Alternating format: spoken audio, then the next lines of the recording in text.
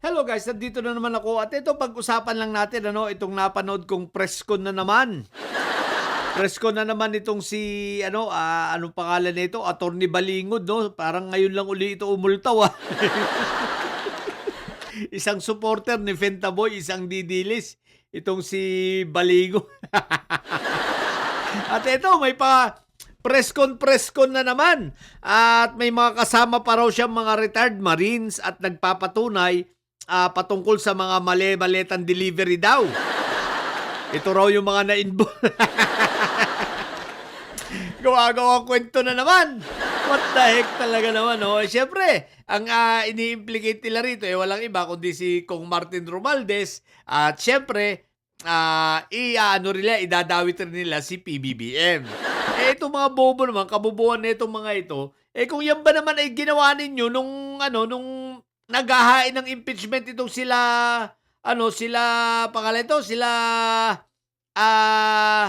Mike Diferensya, di sana napakinabangan nyo yan. Hindi yung ngayon nyo ilalabas. Sa bagay, timing, coincidence, no? Naniniwala ba kayong coincidence lang ito? Ako hindi. Ang paniwala ko rito, intentional talaga to, no? Intentional ito to divert itong mga attention ng taong bayan. You know why? First, to divert ang atensyon ng taong bayan sa impeachment ni Sayad. Kaya lang unang-una dyan kasi by next week, malamang-lamang nasa pag-uusapan na ito sa Committee on Justice, no? So, diversionary tactics ito. Isipin mo, kung talagang tunay ito, bakit hindi nila nilabas nung nagsampa ng impeachment sila Mike Diferensya? Kaya lang, yun nga lang, walang mag-endorse.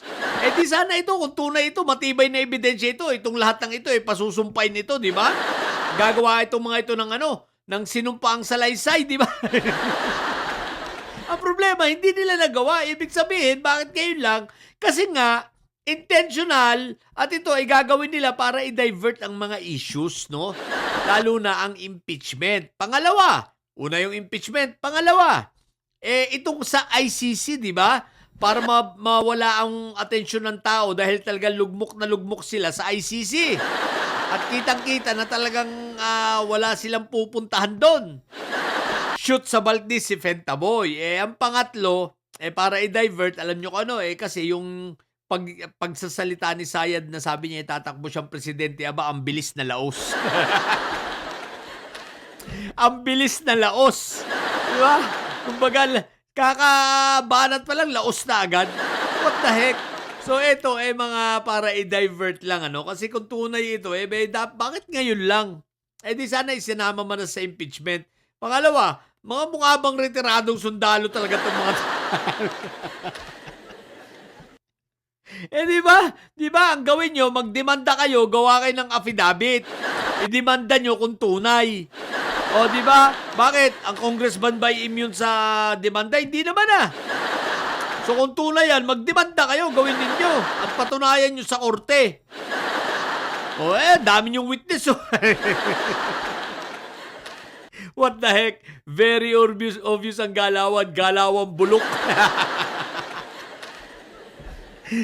Desperado na talaga yung mga may sayad, Kung ano-ano na lang mga pinaggagawa sa buhay para mga ma-divert lang ang usapin, Halatang takot na takot sa impeachment.